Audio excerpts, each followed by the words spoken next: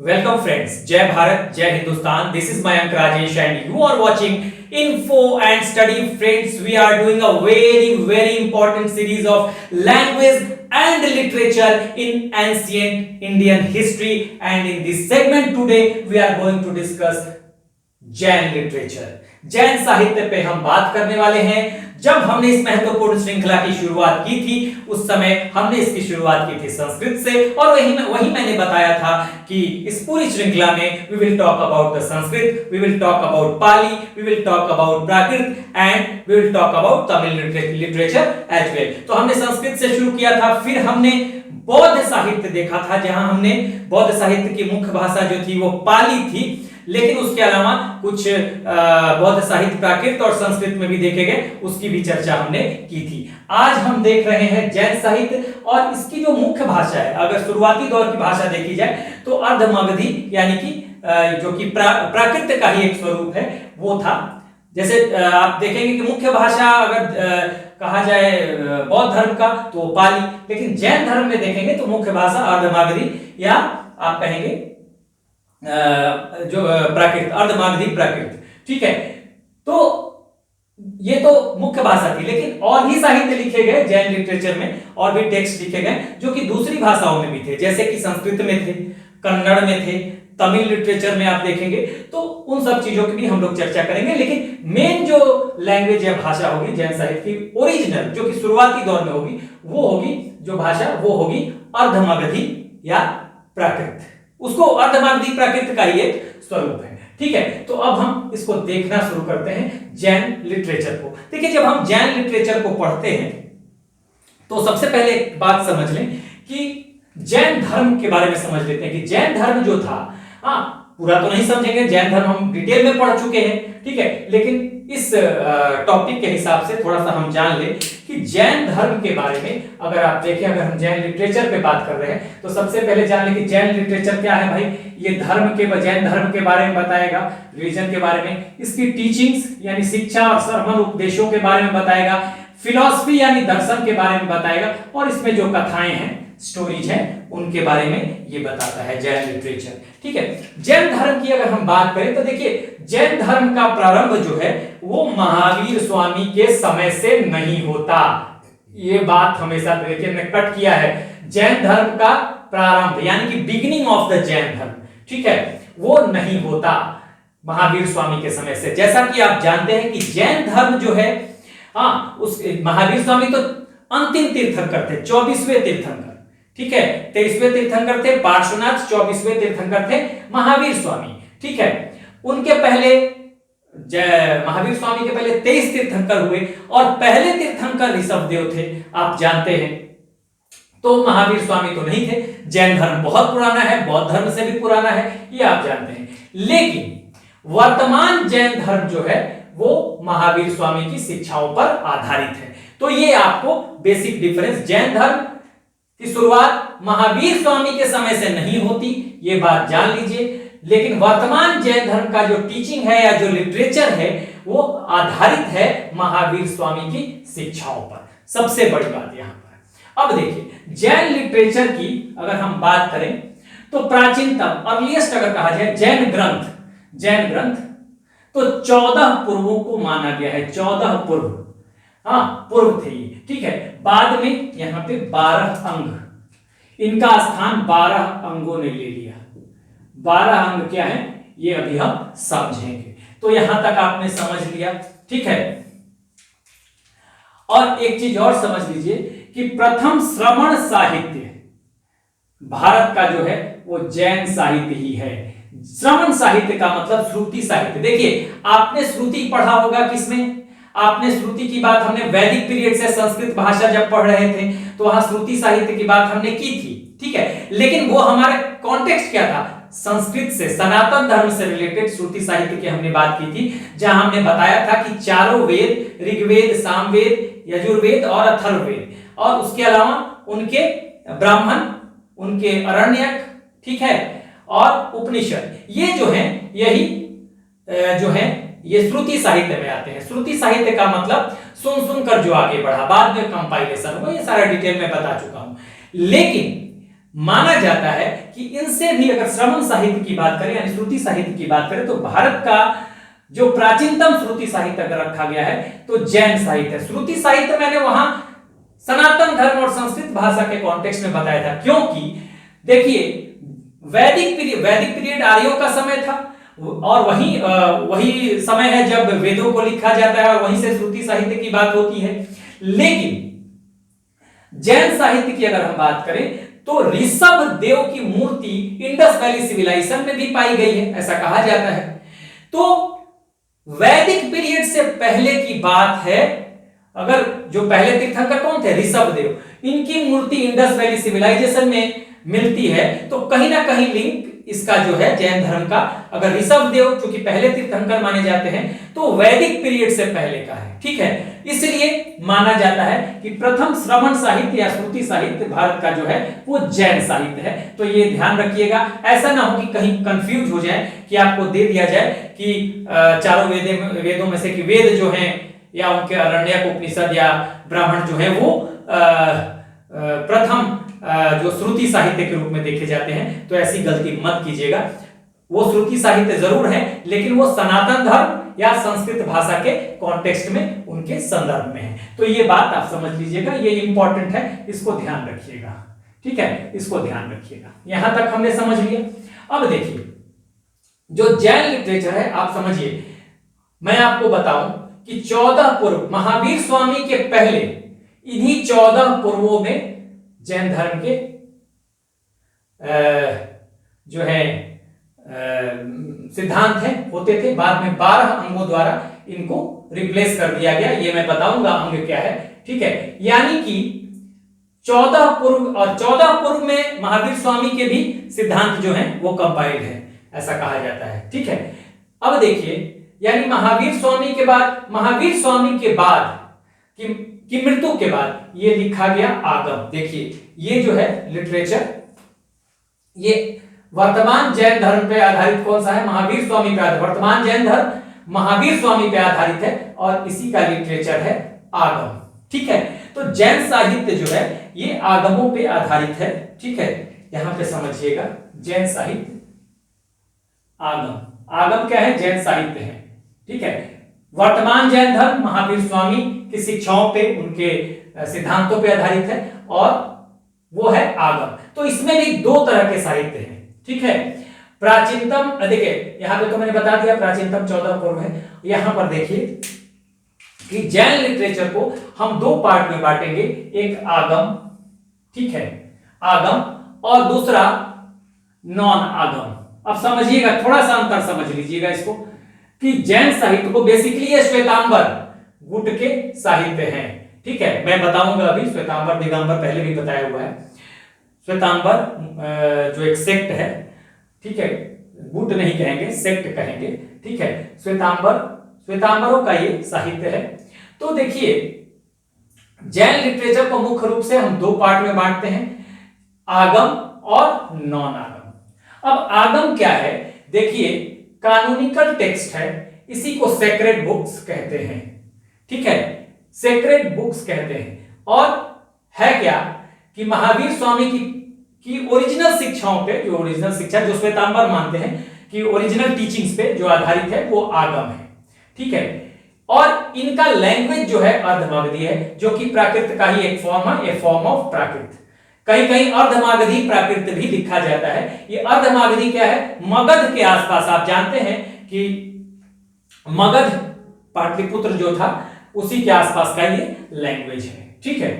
तो इसलिए इसको अर्धमागधी कहा गया। अब देखिए ये आगम जो है based on Mahavir Swami, based on का मतलब महावीर स्वामी की टीचिंग्स पे, उनके सरमनों पे, उनके उपदेशों पे, उनकी शिक्षाओं पे आधारित है। तो ये महावीर स्वामी पे। अब देखिए ये जो आगम है कानूनिकल टेक्स्ट है, सेक्रेड है, सबसे पुराना माना गया है, ठीक है। इसके बाद का है, 14 पूर्वों के बाद का है, लेकिन एक तरह से देखा जाए तो ये सबसे पुराना ही है। 14 पूर्व, सबसे पहले इसकी जानकारी से भद्रबाहु पोथी कहा जाता है। मैं अभी बताऊंगा भद्रबाहु और स्थूलबाहु के बारे में भी। तो यहां देखिए श्वेतांबरों का ये अगर पूछ दिया जाए कि आगम किस सेक्ट का लिटरेचर है, श्वेतांबरों का या दिगंबरों का, तो श्वेतांबरों का, ठीक है, मेन यही साहित्य है जैन साहित्य में, श्वेतांबर का ही। अब देखिए, अब नॉन आगम क्या है। पहले तो आगम महावीर ओरिजिनल टेक्स्ट है, सेक्रेड धार्मिक ग्रंथ आगम ही है। जैसे हमारे यहाँ धार्मिक ग्रंथ माने जाते हैं महाभारत रामायण हिंदुओं में, वैसे ही इसमें क्या माने जाते हैं, आगम। ठीक है, अब यहां देखिए नॉन आगम में क्या होता है। नॉन आगम कुछ नहीं है, देखिए ये ओरिजिनल महावीर स्वामी के टीचिंग्स पे, उनके सरमन पे, उनके सिद्धांतों पे आधारित है। हाँ, उन्होंने जो कहा उसी को कंपाइल किया गया, उन्होंने जो कहा उसी को कंपाइल किया गया यहाँ पे, ठीक है, आगम में। लेकिन नॉन आगम यानी कि गैर आगम, आगमों से इतर साहित्य, देखिए है क्या, ये एक्सप्लेनेशन कहे या कमेंट्री कहे। कमेंट्री मतलब टीका टिप्पणी, हाँ, ऑफ आगम्स, इन्हीं को स्टडी करके, इन्हीं को पढ़ के, ठीक है, ये तो महावीर स्वामी के ओरिजिनल टीचिंग्स को कंपाइल करने किया गया है यहाँ पे आगमों में। लेकिन नॉन आगम क्या है, ये इन्हीं आगमों के एक्सप्लेनेशन है, उन पे टीका है, उन पे टिप्पणी है। नॉन आगम लिखने वाले जो भी राइटर हैं, हाँ, चाहे वो अलग अलग एस्थेटिक हो, यानी कि कुछ मंक हो, संत हो, हाँ, स्कॉलर्स हो, विद्वान हो, या जो भी हो, राजा महाराजा हो, जिन्होंने भी जो लिखा, हाँ, उन्होंने इसको स्टडी किया और इन्हीं के आधार पर यहाँ पे नॉन आगम साहित्य को लिखा। साथ ही ये अर्धमागधी में है, अर्धमागधी प्राकृत का एक स्वरूप है, मैंने बताया, जबकि इसके लिए नॉन आगम के लिए अलग अलग भाषाओं का भी इस्तेमाल किया गया। संस्कृत में भी लिखा गया, ठीक है, कन्नड़ में भी लिखा गया, तमिल में भी लिखा गया। तो आज का देखिए जो हमारा टॉपिक है, आज हम पहले इस वीडियो में, जैन लिटरेचर वाले वीडियो में, आज का जो वीडियो होगा वो आगम पे आधारित है, ठीक है। नेक्स्ट वीडियो में हम नॉन आगम्स को देखेंगे, ठीक है। तो अब आइए यहां पे, मेरे ख्याल से समझ गए डिफरेंस क्या है आगम और नॉन आगम्स में, ठीक है। अब यहां पर देखिए, आगम श्वेतांबरों का है, मैं बता देता हूं, ठीक है। हुआ क्या था, देखिए कि श्वेतांबर और दिगंबर कैसे बटे थे। मगध में एक बार भीषण अकाल आया था, और भीषण अकाल जब आया तो वहां पे ऐसा हुआ कि कुछ जैन मंक जो थे वो भद्रबाहु के नेतृत्व में, उनके लीडरशिप में दक्षिण भारत चले गए, ठीक है। और जब ये एक बार अकाल आ गया, फैमिन आ गया, दुर्भिक्ष आ गया, जब दुर्भिक्ष खत्म होता है और वो दक्षिण भारत से वापस आते हैं, तो उन्होंने क्या किया, देखा कि जो मंक थे यहां पे, जो कि मगध में रह गए थे, वो स्थूलबाहु के नेतृत्व में रह गए थे।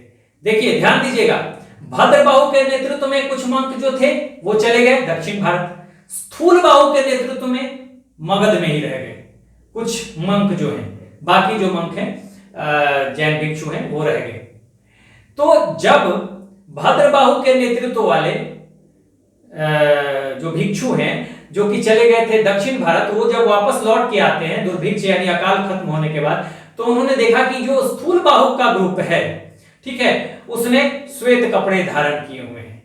इस बात को लेकर उनका विवाद हुआ कि भाई हम तो बहुत कठिन जीवन जीते रहे, उस कठिन जीवन में भी हमने ओरिजिनल जो महावीर स्वामी का टीचिंग्स है वो हमने फॉलो किया, हम बिना कपड़ों के रहे, हम बहुत कठिन तप करते रहे, ठंड में, गर्मी में, बरसात में हमने कपड़े भी नहीं पहने, हमने बहुत कष्ट देखा, और आप लोगों ने जैन धर्म को, श्वेत कपड़े पहन के आपने जैन धर्म को विकृत कर दिया, ठीक है ना। यहीं से बिखराव आता है, और जैन धर्म अब यहां पे दो सेक्ट में बट गया। जो ग्रुप रह गया था मगध में ही स्थूलबाहु के नेतृत्व में, उन्होंने श्वेत कपड़े पहने तो वो श्वेतांबर कहलाए, और जो दक्षिण भारत चला गया था, हाँ, वो उन्होंने न्यूडिटी में बिलीव किया, बिना कपड़ों के रहने में बिलीव किया, तो वे दिगंबर कहलाए। दिगंबर का मतलब दिशाएं ही जिनका अंबर हो, जिनके कपड़े हो, जिनके वस्त्र हो, तो दिगंबर यानी कि वो बिना कपड़ों के रहते थे। दिगंबर बिना कपड़ों वाले, श्वेतांबर जो श्वेत कपड़े धारण करते थे। तो यहाँ पे ये जैन धर्म दो सेक्ट में बट गया था, श्वेतांबर और दिगंबर। तो हुआ ऐसा कि जब ये दिगंबर भद्रबाहु के नेतृत्व में जब चले गए थे, साउथ इंडिया, उसी समय एक मीटिंग बुलाई गई थी और 14 पूर्वों, जो 14 पूर्व थे उनकी जगह 12 अंग ने ले लिया था। कैसे, मैं बताता हूं। देखिए यहां पर ये सब नोट कर लीजिए। बेस्ड ऑन महावीर स्वामी, आगमों का लैंग्वेज अर्धमागधी, याद रखिएगा, आ जाएगा। अब देखिए हुआ क्या, जब भद्रबाहु के नेतृत्व में दक्षिण भारत चले गए कुछ जो मंक थे, उस समय चंद्रगुप्त मौर्य शासक हैं, ठीक है, और उसी समय चंद्रगुप्त मौर्य के समय ही first Buddhist Jain council, Buddhist council कह रहा हूं, जैन काउंसिल, जैन संगीति बुलाई जाती है पाटलिपुत्र में, और यहीं पर ड्राफ्ट किया जाता है रूपरेखा, आगमों की रूपरेखा यहीं पे ड्राफ्ट किया जाता है, ठीक है। पहले जैन काउंसिल में, फर्स्ट जैन संगीति में, फिर आगे सेकंड जैन काउंसिल होगा वल्लभी गुजरात में, और यहां पर फाइनल कंपाइलेशन हो जाएगा, फाइनल कंपाइलेशन हो जाएगा किसका, आगमों का, ठीक है।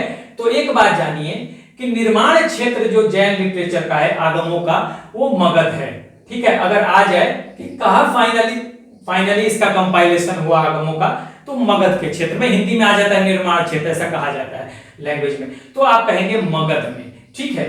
अब फर्स्ट जैन काउंसिल में, अब ये ध्यान दीजिएगा, यहां ड्राफ्ट किया जाता है, रूपरेखा तैयार होती है, जबकि फाइनल फॉर्म दिया जाता है, फाइनल कंपाइलेशन होता है सेकंड जैन काउंसिल, दूसरी जैन संगीति में। तो अगर सवाल आता है कि फाइनल फॉर्म में कब आया, या इसका कंपाइलेशन कब हो गया, तो कंपाइलेशन इसका होता है सेकंड जैन काउंसिल में, आगमों का, ठीक है। आगमों का कंपाइलेशन सेकंड जैन काउंसिल में होगा, ठीक है, फाइनल, जबकि रूपरेखा पहले में ही तय कर दी गई थी। ये हुआ था पाटलिपुत्र में, ये हुआ था वल्लभी में। अब इसका फर्स्ट जैन काउंसिल की जो अध्यक्षता की थी वो स्थूलबाहु ने की थी। स्थूलबाहु कौन था, अभी मैंने बताया, जब मगध में दुर्भिक्ष यानी फेमिन यानी अकाल आता है, तो कुछ जैन भिक्षु रह जाते हैं मगध में ही, किसके लीडरशिप में, स्थूलबाहु के नेतृत्व में, यही कहलाते हैं श्वेतांबर। और जो भद्रबाहु के नेतृत्व में चले गए दक्षिण भारत, वो कहे गए दिगंबर। तो स्थूलबाहु के नेतृत्व में ही होता है, यानी कि प्रिजाइड ओवर जो मीटिंग होती है, ये जैन काउंसिल होती है, जैन संगीति, इसको प्रिजाइड ओवर यानी इसकी अध्यक्षता कौन करता है, स्थूलबाहु, ठीक है, जो कि श्वेतांबरों का लीडर है, स्थूलबाहु, ठीक है। और इस समय शासन किसका है, चंद्रगुप्त मौर्य का। जबकि सेकंड जैन काउंसिल में, ठीक है, ये सब मैंने लिखाया हुआ है जब मैंने जैन धर्म पढ़ाया था, यहां सिर्फ बोल देता हूं, आप नोट कर लीजिएगा। सेकंड जैन काउंसिल वल्लभी गुजरात में होता है, और देवाधि क्षमा श्रमण, देवाधि क्षमा श्रमण इसकी अध्यक्षता करते हैं, जान लीजिए। पहले की अध्यक्षता स्थूलबाहु, लीडर है श्वेतांबरों के। दूसरे की अध्यक्षता जो वल्लभी में होता है, देवाधि क्षमा श्रमण, देवाधि क्षमा श्रमण, ध्यान रखिएगा। तो ये दोनों बातें आप याद रखिएगा, यहां से सवाल बन जाता है। लैंग्वेज अर्धमगधी महावीर स्वामी पे आधारित कानूनिकल टेक्स्ट है, सेक्रेड बुक है, ठीक है, जैनों का, ठीक है, और श्वेतांबर सेक्ट का, ये जान लीजिए। अब यहां पर देखिए ये आगम क्या क्या है। देखिए इन आगमों की टोटल संख्या जो है वो 46 है, 46, जिसमें 12 अंग है, 12 अंग है, ठीक है। इसमें जैन धर्म के मूल सिद्धांत यानी महावीर स्वामी के मूल सिद्धांत इसमें है, ठीक है। और देखिए इनको बांटा गया है, हर अंग के एक उपांग है, ध्यान दीजिएगा, हर अंग के एक उपांग है। तो इस तरह से 12 उपांग है, यानी कि ऑक्सिलरी लिम्ब, अंग पार्ट्स या लिम्ब, अंगों के ही ऑक्सिलरी लिम्ब है, उपांग। तो हर अंग के अगर एक उपांग है तो 12 अंग हैं, तो 12 उपांग हो जाएंगे, ध्यान दीजिएगा। इसी तरह से आगे प्रकीर्ण भी है, मूल 10 प्रकीर्ण है, ठीक है। देखिए अब यहां अंग मैंने कहा मूल सिद्धांत है, हर अंग के एक उपांग, तो 12 उपांग। और उपांगों में क्या है, एक तरह का ये विस्तार है अंगों का, यानी कि अंगों का विस्तार, यानी कि इनका एक्सप्लेनेशन, व्याख्या है।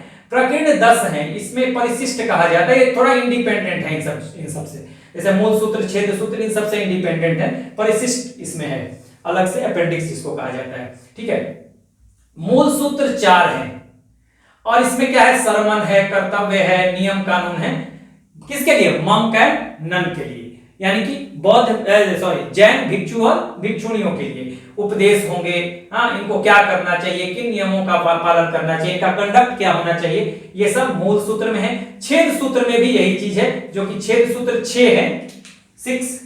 ठीक है ना, तो इसमें भी रूल्स एंड कंडक्ट के बारे में दिया गया है। रूल्स एंड कंडक्ट किसके बारे में? तो Jain, monk and nuns, Jain भिक्षु और भिक्षुणियों के लिए ये है। उसके बाद चूलिका सूत्र है, जिसमें 2 है, एक नांदी है और दूसरा अनुयोग द्वार सूत्र है। नांदी सूत्र और अनुयोग द्वार सूत्र। तो बस आप इसको देख लीजिए एक बार, खाली जान लीजिए कि मेन अंग में क्या है, तो मूल सिद्धांत है, उपांग क्या है, तो उपांग इसका एक्सप्लेनेशन है, थोड़ा बहुत जाना है, बहुत ज्यादा इसमें, इससे सवाल इधर से ही बनेगा आपका। ठीक है, जो सवाल बनेगा वो मैं अभी लिखवाऊंगा। ठीक है, लेकिन इतना जानना चाहिए आपको। अब देखिए, सबको जोड़ लीजिएगा, 12 12 24 10 34, 34 हो गया, और 34 एंड 4 38 एंड 6 38 एंड 6 42 44। ठीक है, 44 और ये 2 हो गए, चूलिका सूत्र 2 है, नांदी सूत्र और अनुयोग सूत्र, तो ये टोटल 46 हो गए। तो आपको ये ध्यान देना है। ठीक है, अब देखिए, इन आगमों में पुराणों का भी योगदान है। किन किन पुराणों का योगदान, यहां से सवाल बनेगा। हरिवंश पुराण का योगदान है, आदि पुराण का योगदान है और पद्म पुराण का योगदान है। अब इसमें देखिए, हरिवंश पुराण से ही महाभारत की कथा ली गई है और शामिल किया गया है आगमों में। तो ये ध्यान रखिएगा, सवाल पूछ देगा कि महाभारत की कथा किस पुराण से ली गई है, जो जिसको आगमों में शामिल किया गया है। तो आपका आंसर वेरी इंपॉर्टेंट है, मोस्ट इंपॉर्टेंट। यहां पर आदि पुराण में ऋषभ देव की जीवनी है, तो पूछ देगा कि ऋषभ देव की जीवनी किस पुराण में है, तो आदि पुराण में, इसी से लिया गया और इसमें शामिल किया है। तो ये आपको ध्यान देना है। तो 3, हरिवंश, आदि और पद्म, ये 3 पुराण हैं जिनका योगदान है आगमों के कंपाइलेशन में, जो कि जिनसे कि आगमों की जो सिद्धांत हैं और कुछ जो इनके तत्व हैं, एलिमेंट्स हैं, वो लिए गए हैं। तो ये आपको ध्यान देना होगा।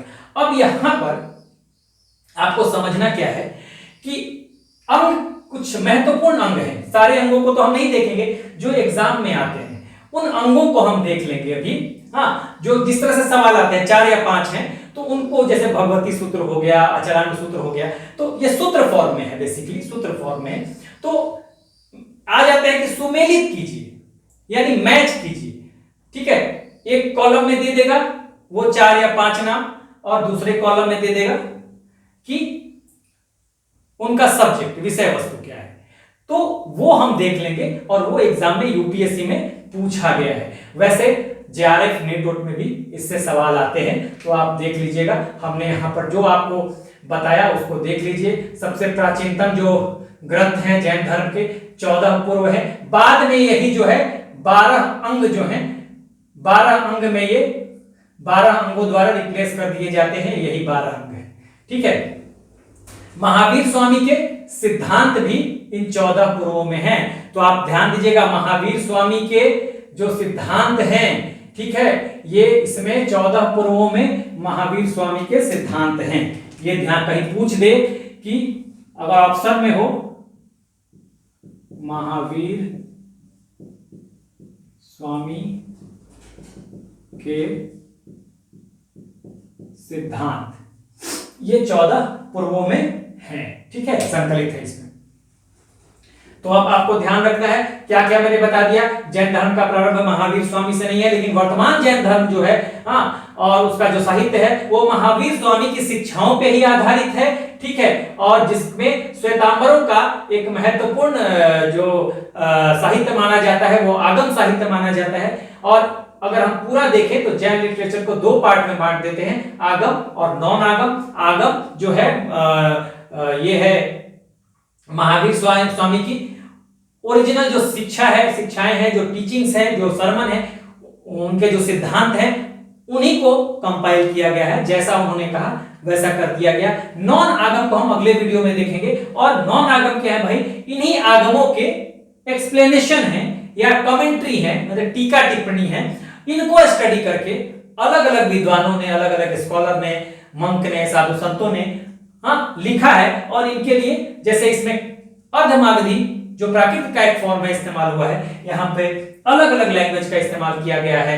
स्कॉलर्स ने संस्कृत का भी इस्तेमाल किया, कन्नड़ का भी इस्तेमाल किया, तमिल का भी इस्तेमाल किया, और भी भाषाओं का इस्तेमाल किया।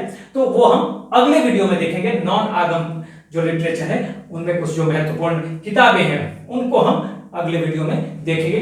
तो यहाँ पर हमने ये समझ लिया, फर्स्ट जैन काउंसिल में ड्राफ्ट किया गया आगमों को, लेकिन फाइनल यहाँ पे ड्राफ्ट का मतलब रूपरेखा दे दिया गया था। ये पूछ देगा इसका इसे जो रूपरेखा दिया गया वो किस काउंसिल में दिया गया, तो रूपरेखा तो दे दिया गया, ये तय कर लिया गया और रूपरेखा दे दिया गया कि ये बनेंगे, आगम बनेंगे, लेकिन फाइनल कंपाइलेशन जो संकलित किया गया वो फाइनली काम कब पूर्ण होता है आगमों का, वो काम पूर्ण होता है, कंप्लीट होता है सेकंड जैन काउंसिल में, जो वल्लभी में होता है। पहला पाटलिपुत्र में होता है। कौन है यहाँ पर अगर पूछा जाए आपसे शासक, तो शासक उस समय चंद्रगुप्त मौर्य है। किसने प्रिजाइड ओवर किया, अध्यक्षता किसने की फर्स्ट जैन काउंसिल की या फर्स्ट जैन संगीति की, तो स्थूलभद्र जो कि श्वेतांबरों का लीडर था। ठीक है, सेकंड जैन काउंसिल की अध्यक्षता किसने की, देवाधि क्षमाश्रमण। ठीक है, यहीं पे फाइनल कंपाइलेशन होता है। कितने संख्या है भाई, कितनी संख्या है, 46। मैंने ये सारा बता दिया, क्या क्या है यहाँ पे आपको देख लेना है। ठीक है, ये इंपॉर्टेंट है कि इनमें अगर आगमों में पुराणों का क्या योगदान है, तो 3 पुराण, हरिवंश पुराण, आदि पुराण, पद्म पुराण। ठीक है, ठीक है, पुराण होते क्या है, पौराणिक कथाएं होती हैं। ठीक है, इसमें पौराणिक कथाएं होती हैं, राजा महाराजा उनकी वंशावली होती है, पुराणों में ये सब चीजें होती हैं। तो हरिवंश पुराण से महाभारत को लेके आगमों में शामिल किया गया, महाभारत की कथा को लेके। आदि पुराण में ऋषभ देव की जीवनी है। ठीक है, पद्म पुराण से भी कुछ चीजें ली गई हैं, तो ये आपके लिए बहुत इंपॉर्टेंट है। तो यहां से ये सवाल बन सकता है, महावीर स्वामी का सिद्धांत कहां संकलित किए गए थे सबसे शुरू में, तो 14 पूर्व में। ठीक है, ये आप ध्यान देंगे। तो ये सब चीजों को आप देख लीजिए। और आगे अभी हम जो ये 12 अंग हैं, इसमें से 4-5 जो महत्वपूर्ण अंग हैं, जो हमेशा एग्जाम में पूछे जाते हैं, बाकी देखने की जरूरत नहीं है, इसको भी बहुत ज्यादा नहीं, बस एक बार समझ लीजिए इसमें क्या है। ठीक है, उनको मैं लिख देता हूं और आ जाता है सुमेलित करने के लिए, या ऑब्जेक्टिव भी बना के दे सकता है, क्योंकि यूपीएससी में आ चुका है सवाल, स्टेट सर्विसेज में भी आया है, तो उसको मैं यहां बना देता हूं, आप उसे नोट कर लीजिएगा। तो अब आगे बढ़ते हैं, एक बार आप ले लीजिए पहले स्क्रीनशॉट। चलिए, तो 4-5 जो अंग हैं, इंपॉर्टेंट अंग, उनको हम यहां पे लिख देते हैं। देखिए, जो अभी हमने 12 अंग पढ़े, उसमें से 4-5 जो बहुत इंपॉर्टेंट है, ये बिल्कुल एग्जाम में ऐसे दे देता है, इधर ये इनके नाम दे देगा और इधर इनके सब्जेक्ट दे देगा और कहेगा सुमेलित कीजिए। ठीक है ना, तो ये आप देख लीजिए एक बार जल्दी से। जैसे अचरांग सूत्र है, 12 अंगों में देखें तो एक है अचरांग सूत्र। ठीक है, अचरांग सूत्र में क्या है, आचार व नियम, कंडक्ट और रूल्स है जैन भिक्षुओं के लिए, जैन मंक्स के लिए, नन्स के लिए। ठीक है, वैसे ही नाया धम्म कथा है, इसमें कहीं कहा भी लिखा हुआ मिल जाएगा, कई बार थोड़ा सा डिफरेंट लिखा हुआ होता है, कहीं नाया धम्म कहा भी हो जाएगा, मिल जाएगा आपको लिखा हुआ, तो कंफ्यूज मत होइएगा। इसमें टीचिंग्स है, शिक्षा है, महावीर स्वामी की शिक्षाएं हैं, टीचिंग्स है। अब यहां देखिए, आप थोड़ा सा तुलना कर लीजिए। जैसे आचारांग सूत्र है, आचार व नियम है जैन भिक्षुओं के लिए। ठीक है, अगर आप बौद्ध धर्म से तुलना करेंगे तो यही चीज कंडक्ट और नियम रूल्स की बात की जाती है विनय पिटक में। ठीक है ना, विनय पिटक में क्या है, नियम है, मैंने आपको तरीका ही बताया था। सुत्त पिटक सरमन, सुत्त पिटक में उपदेश है, 3 है ना में, सुत्त पिटक, विनय पिटक, अभिधम्म पिटक। ठीक है, सुत्त पिटक में सरमन है, विनय पिटक में कंडक्ट है, संघ के रूल्स रेगुलेशन है।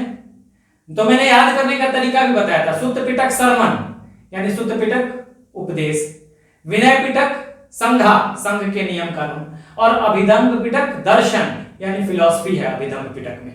तो उस तरह से बौद्ध धर्म में हमने देखा था। तो यहां देखिए, अचरांग सूत्र की तुलना आप कर सकते हैं, क्योंकि यहां भी नियम कानून की बात की जा रही है जैन भिक्षुओं के लिए, तो ठीक यही बात विनय पिटक में बौद्ध भिक्षुओं के लिए कही गई है। ठीक, आगे देखिएगा, यहां पर नाया धम्म कथा में नया धम्म कथा में टीचिंग कही गई, शिक्षा है महावीर स्वामी की, ठीक है ना। तो शिक्षा का मतलब यहां ये विनय पिटक में है, और यहां टीचिंग्स यानी कि सरमन की बात की गई है, उपदेशों की बात की गई है। तो ठीक यहां पर देखिएगा सुत्त पिटक में, अगर बौद्ध धर्म में करें तो सुत्त पिटक के लिए भी यही चीज लागू होती है, तो यह आप ध्यान रखिएगा। उसके बाद देखिए क्या है, दूसरा हो गया उवासद साव कथा।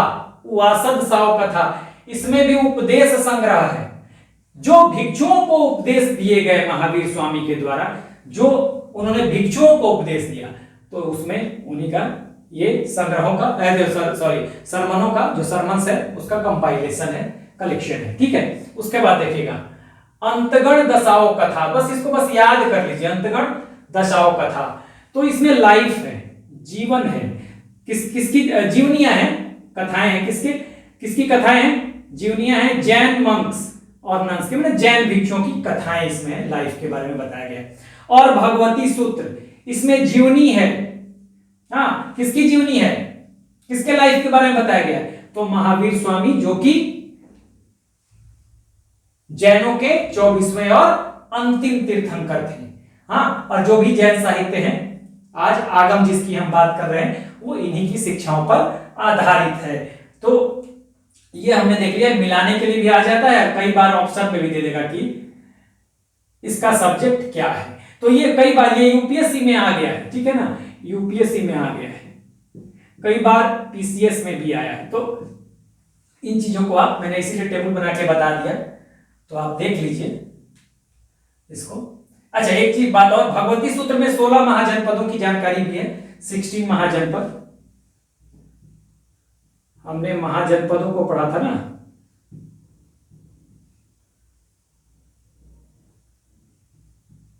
सोलह महाजनपदों की जानकारी भी है, तो इसको आप नोट कर लीजिए, ठीक है। अगले वीडियो में हम आपको नॉन आगम लिटरेचर की बात करेंगे, जिससे बहुत सारे नॉन आगम हैं, जैसे कि भद्रबाहु का कल्प सूत्र है, ठीक है ना, और भी है, परिशिष्ट पर्वन है हेमचंद्र का, तो वो सब हम देखेंगे नॉन आगम साहित्य में, जो जैन लिटरेचर के नॉन आगम साहित्य हैं, नॉन आगम लिटरेचर है जैन साहित्य में, उनको हम अगले वीडियो में देखेंगे। आप एक बार ले लें screenshot. So this is the end of the video. Do like, share and subscribe. Take care. Keep smiling. Jai Hind.